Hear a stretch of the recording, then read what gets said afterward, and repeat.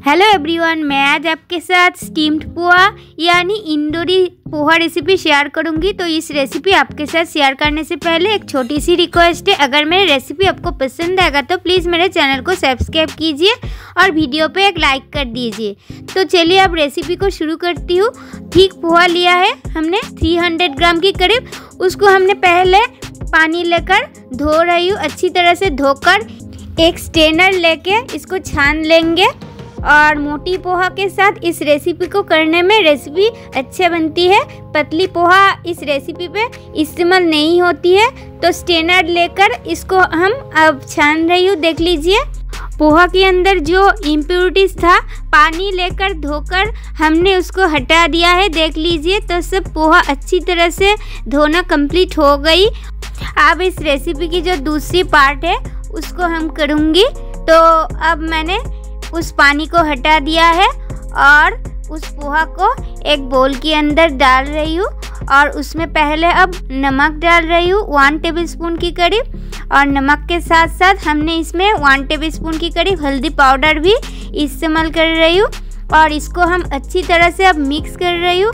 और इसको अच्छी तरह से मिक्स करने के बाद पहली जो काम है पोहा को स्टीम पर देना होगा, इसीलिए इस बोल को एक साइड पर रख दूंगी।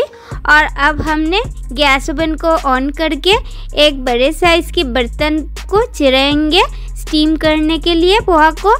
और उस बर्तन में हमने ज़रूरती अनुसार पानी डालूंगी। और इस जगह पे ज़्यादा पानी की ज़रूरत ही नहीं है। हमने इस जगह पे 2 लीटर के करीब पानी डाला है स्टीम करने के लिए। गैस ओवन पर पानी जब तक गर्म होगा तब तक हमने दूसरी काम कर रही हूँ।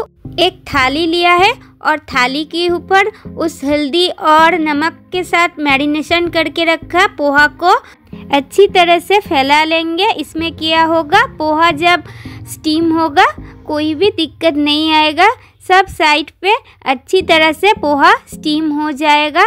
इसीलिए हमने पोहा को अच्छी तरह से फैला लिया है। अब हमने इस थाली को एक छेद वाला बर्तन के अंदर चिपक दूंगी और उसको हमने उस बर्तन के ऊपर चढ़ा देंगे। और इसको गैस ओवन पर अच्छी तरह से बैठा देने के बाद इसके ऊपर एक ढक्कन भी लगा दूंगी। गैस की फ्लेम रहेगा मीडियम टू हाई पर और हमने इसको स्टीम कर लेंगे 10 मिनट्स तक। और 10 मिनट्स ओवर होने के बाद ढक्कन खोल रही हूँ। देख लीजिए पोहा अच्छी तरह से स्टीम हो चुकी है। और अब हमने गैस ओवन को ऑफ कर दूंगी और इंदौरी पोहा रेसिपी के लिए दूसरी स्टेप पर जा रही हूँ। इसीलिए दूसरी गैस ओवन को ऑन करके एक कढ़ाई भी चढ़ा दिया है। और कढ़ाई में अब हमने ऑयल ऐड कर रही हूँ। और ऑयल की क्वांटिटी है 3 to 4 टेबलस्पून की करीब व्हाइट ऑयल इस्तेमाल करना होगा। ऑयल को अच्छी तरह से गर्म करके उसमें हमने 50 ग्राम के करीब कच्चा मूंगफली को इस्तेमाल किया है। और गैस की फ्लेम को मीडियम पे रखकर 3 से 4 मिनट तक इस मूंगफली को अच्छी तरह से फ्राई कर लेंगे। मूंगफली इस्तेमाल होती है इस इंदौरी स्टाइल पोहा पे और मूंगफली देने की वजह से स्वाद भी बहुत ही अच्छा आती है इस पोहा रेसिपी की। तो मूंगफली अच्छी तरह से फ्राई हो चुकी है, इसीलिए एक एक करके उसको एक स्टील की लडल लेकर कढ़ाई से हटा दे रही हूँ। और इसको हटा देने के बाद हमने इसमें एक तड़का लगाऊंगी। तो देख लीजिए इसमें क्या तड़का डालना होगा।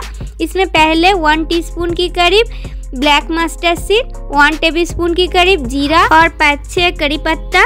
तो इसको हमने 1 मिनट तक भून लेंगे। हमने और एक चीज़ इस टाइम पे मिस किया था, तो उसको हमने इस टाइम पे ऐड करूँगी।